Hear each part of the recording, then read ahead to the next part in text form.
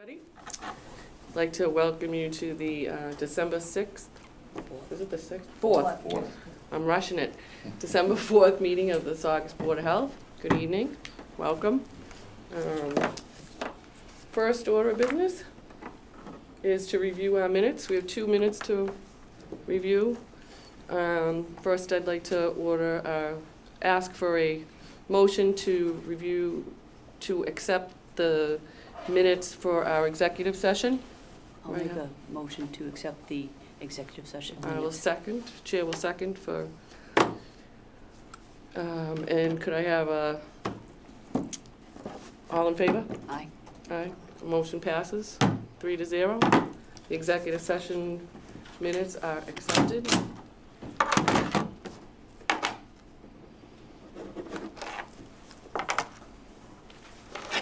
And next order of business is to accept the minutes for the regular meeting, November 6th, of Saugus Board of Health. I'll make a motion to accept those minutes as presented. I will second for reasons of no argument. All in favor? Aye. Aye. Motion passes 3-0. Thank you. So those are accepted. Next order of business. Welcome, Pete, to check out. Wind waste operational update. Thank you, Pete, for joining us. Thank you and good evening. Really, not much to report since the last time we met here at the Board of Health. So in October, we operated approximately 91% boil availability, processed approximately 36,000 tons of municipal solid waste, and generated around 20,000 megawatts. We completed one maintenance scheduled downtime event that totaled 54 hours. And we had one unscheduled downtime event totaling 9 hours. We had a forced draft fan trip. I needed to troubleshoot, and we brought that back online. No radioactive loads or excess emissions for the month, or since the last Board of Health meeting. And the only other update, the facility did complete emission stack testing. That was completed on 12/1. All preliminary indications show that the facility's operating well below permitted limits. And the only other thing, we had a Saturday, a lot of the guys and gals here, we actually had an employee engagement event as well as a sponsored event, and we cleaned up Rumney Marsh over near the plant along with 107. Really disappointed in how much people pollute there. We cleaned up 5 tons. We weighed it, 5 tons of trash and litter and debris on the Rumney Marsh. I think some of it might be from the tidal when it comes in and out, but I think most of it, the majority of it, was from people parking in that little turnabout and throwing that trash over the fence. So we took care of business and we cleaned that up. Very proud of these guys and gals for helping us out. Just a little something we did, and proud of it. So, any questions? That's very good. No, I got the stack report. Looked at that. Okay. I'd certainly like to thank you all for your community service. That's great. We all appreciate it.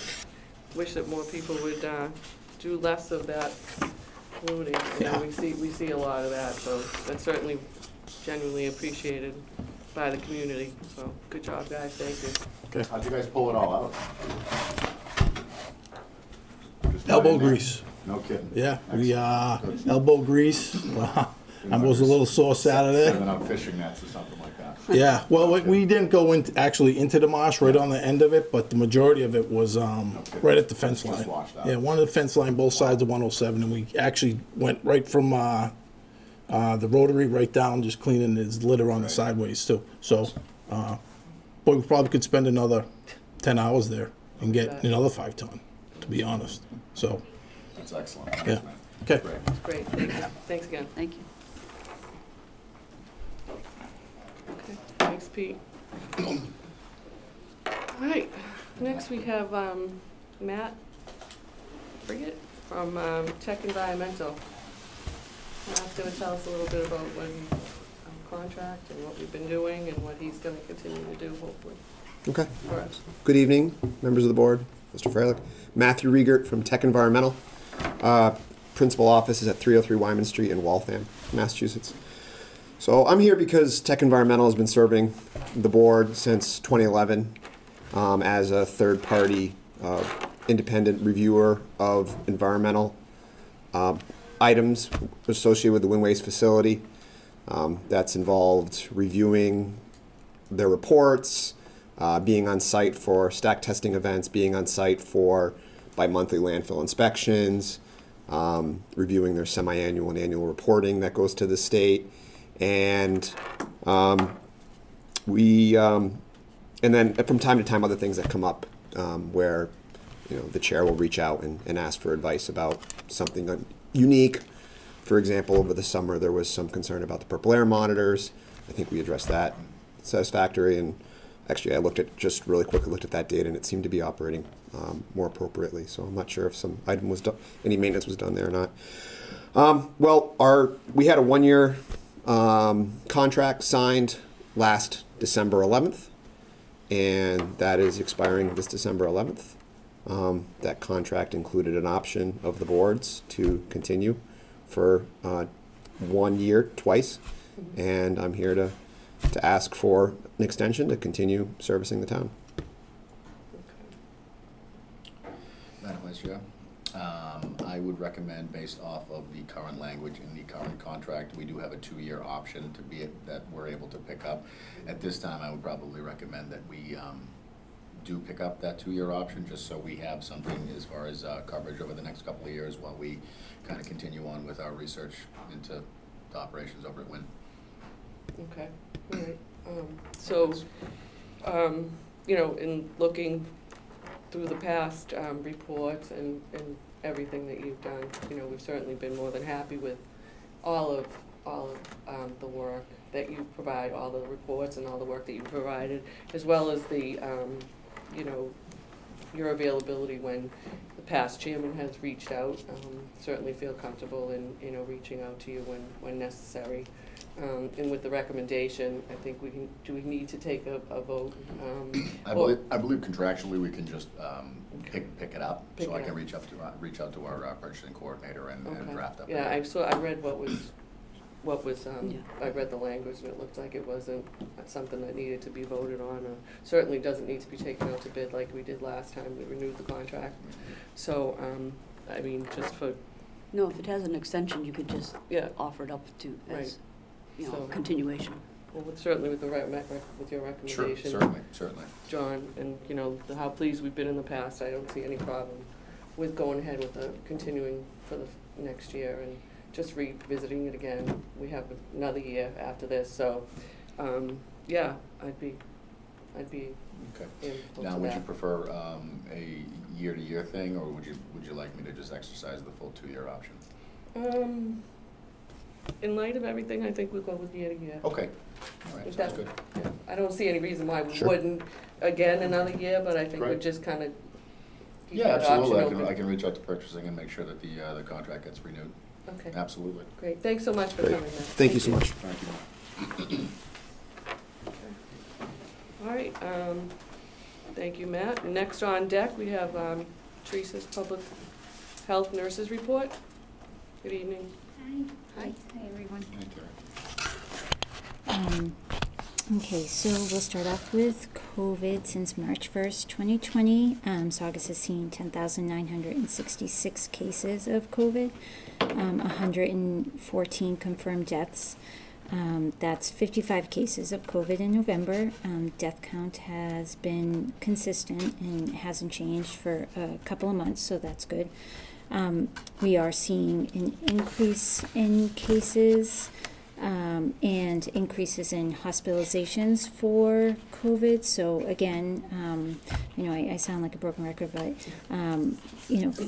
vaccine is our best protection. So you can get them at CVS or Walgreens 7 days a week. The wastewater count, which is probably the most accurate, shows that in southern Massachusetts, so anything really south of Boston, is much more of an increase than the north of Boston. We are seeing also an increase in cases in influenza. the flu. So again, broken record, please vaccinate.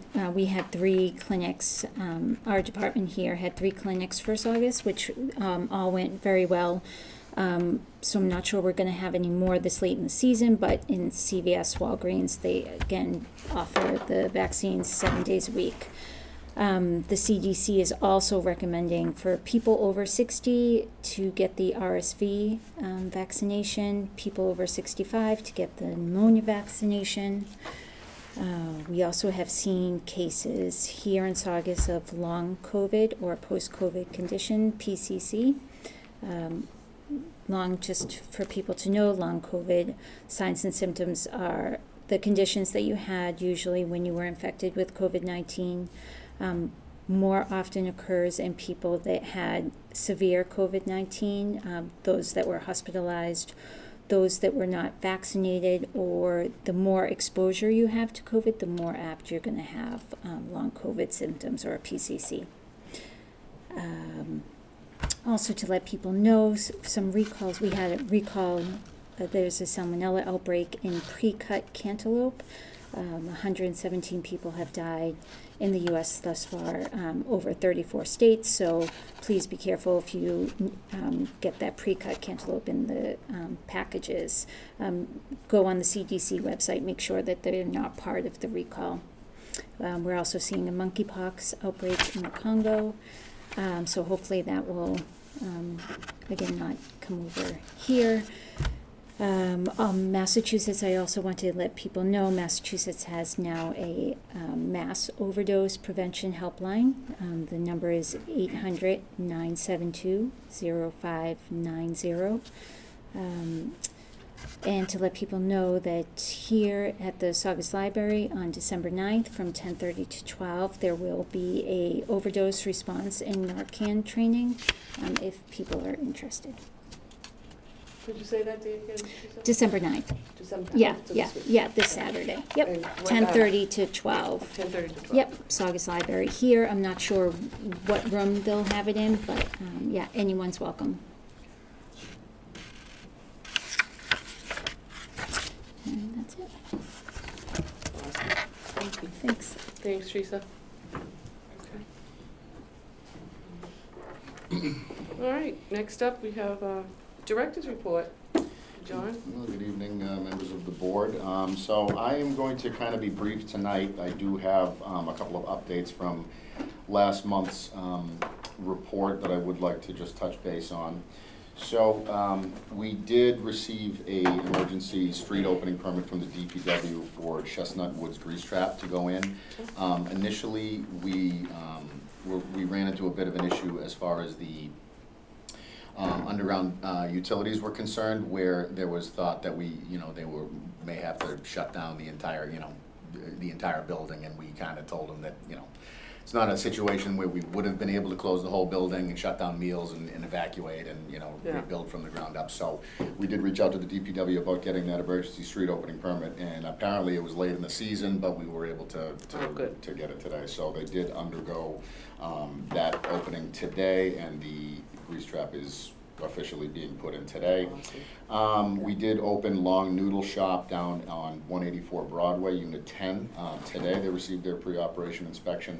Everything looks good. They had some minor things that they had to get squared away before they received their official certificate of occupancy, but everything looks good down there.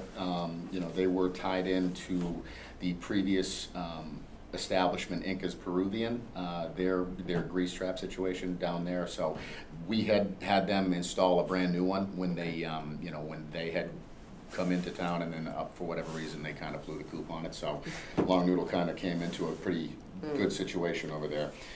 We conducted a recall investigation for the Dollar Tree. There was a Listeria outbreak in cinnamon apple flavored baby foods.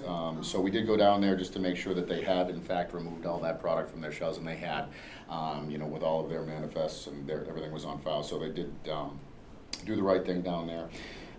We had another Department Plan Review Committee meeting for 1639 Broadway at the Old Victor's Cuisine at the corner of 99, heading towards the Colonial Traveler and Lowe's and the Melrose line there. So there was a couple of things that we had to amend at the And, you know, for the initial planning stages, just because there was a few land use variances that needed to be squared away with the neighboring properties, just because the project itself is kind of encroaching onto a different property line. So there's some things that need to be done zoning wise that just need to get squared away. But we still submitted the same comments that we are going to be requesting an industrial hygienist on site, because there is going to be some blasting involved, and there are residential areas around the area. So we're just going to kind of want to make sure that we keep the dust and the rodent shockwave that comes with it to a minimum.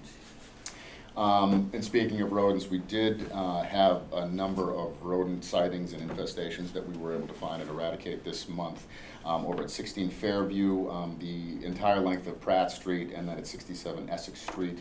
At 16 Fairview was a repeat violation where it was initially a housing case that we went in due to there being an infestation in the home itself.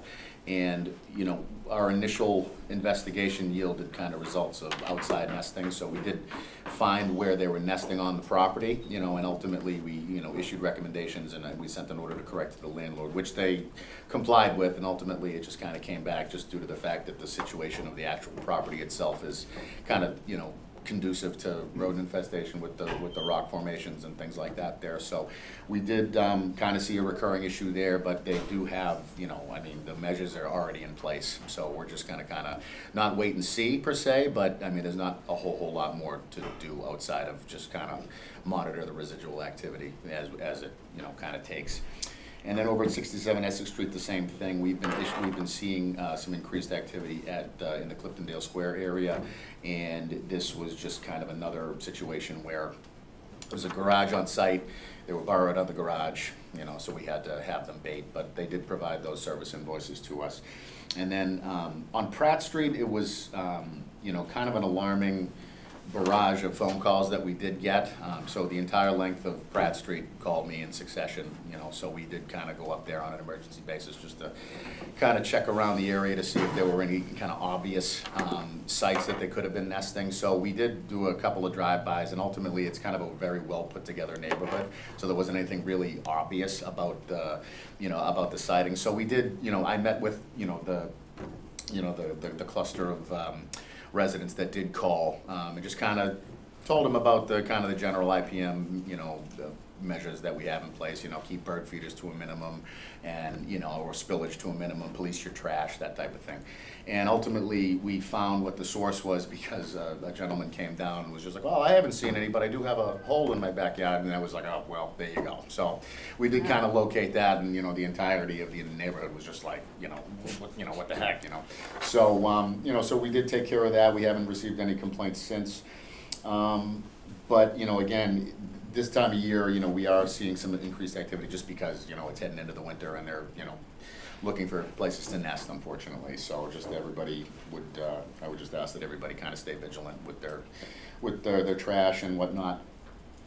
Just a quick update on the migrant situation. So the majority of the migrants, the main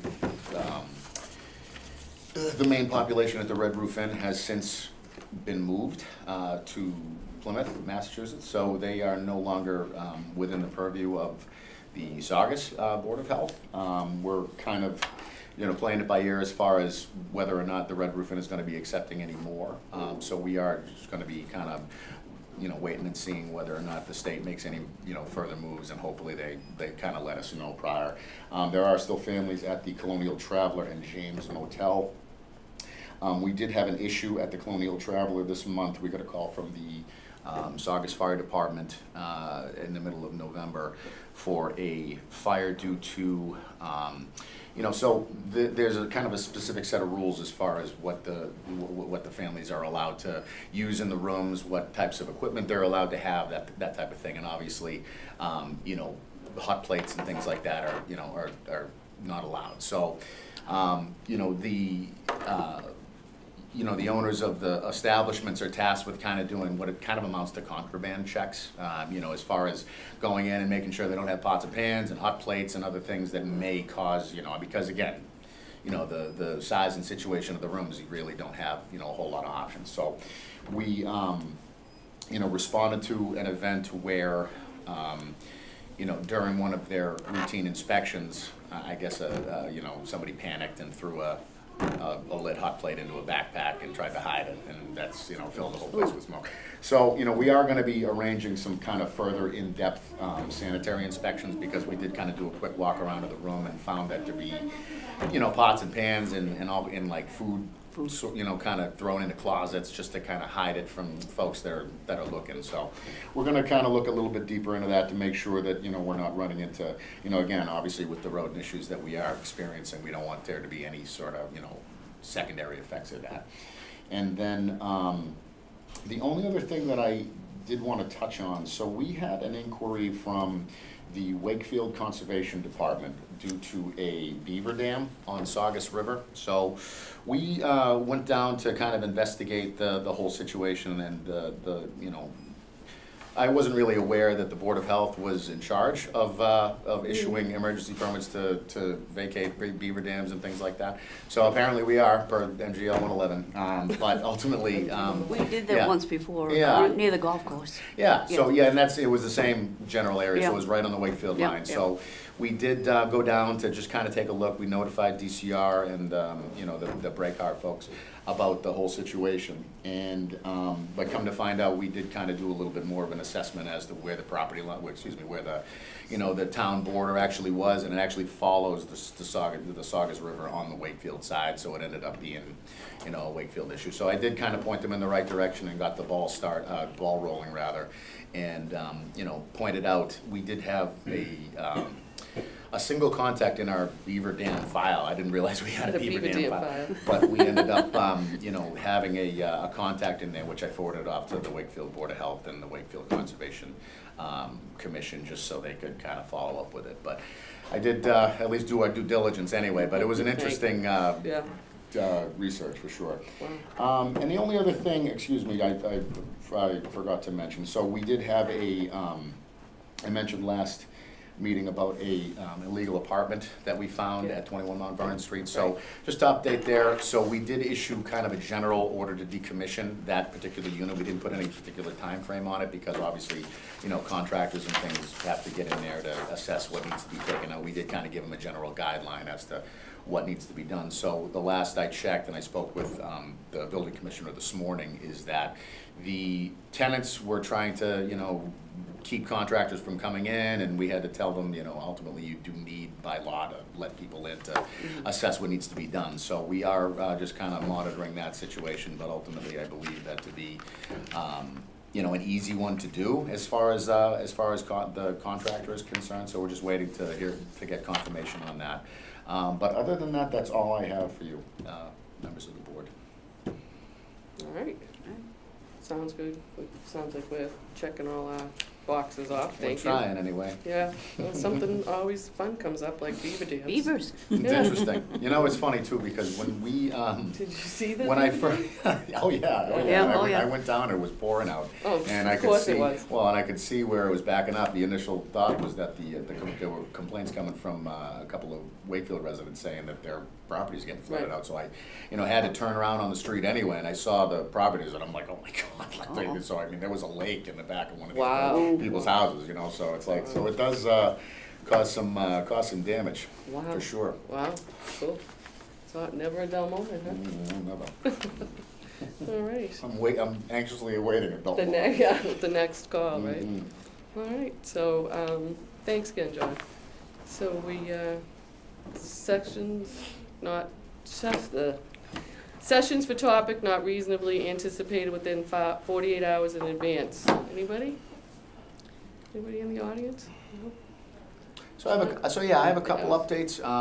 So as far I thought you were done. No. Yeah, right. I know. Yeah. So we are still working on contracting a few outside consultants on the previous noise events at Wind Waste, and we're going to kind of continue on with drafting a scope of work that meets the needs of what the residents are most concerned with. Absolutely. And what have you. And in the meantime, we're going to again, just kind of consult with our folks and see what we can do to draft up a good one. And then from there, what we'll do is once we can kind of get a good idea of what we're looking at, I think you know, we'll be able to put it to either a vote, or we can just, or I believe we can just have the, you know, our attorney or Yep. what have you, just kind of draft something up. Sure, sure.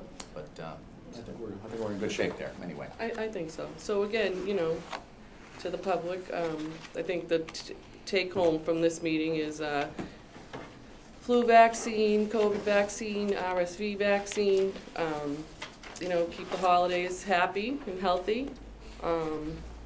We do hear you, and we are listening to the concerns of the purple monitors, which we have looked into, and are doing our best to come up with a solution that we feel is much more informative and up-to-date information with an outside contractor. Please bear with us that this is a process that we are not taking lightly and working on a regular basis, and it will be addressed. You will be kept informed through our meetings. We do get the emails and the calls. If you do want more information, please call the office of the Board of Health. They will, you know, give you as much information as we have. When we are ready to share all of the information, we will do that in a meeting. And once again, I would like to extend our gratitude to Win Waste for their continued support at our meetings and keeping us abreast of situations. It is a work in progress, and we do appreciate it. We certainly want to express our gratitude for the work that you did this past week on 107. I think that's fabulous. I know that you do a lot for our community, and that is appreciated. And we will continue to work with you for the things that the community has found a problem. And we know that the partnership is there. So I would also like to wish everybody happy holidays, happy, healthy holidays, flu-free, COVID-free, and RSV-free. And I would like a motion to adjourn until our January 8th. It'll be the new year, 2024. So again, thank you all for attending. And So moved. motion to adjourn? Adjourn? Motion to adjourn. All those in favor? Aye. Aye. Motion passes 3-0. Good night, everybody.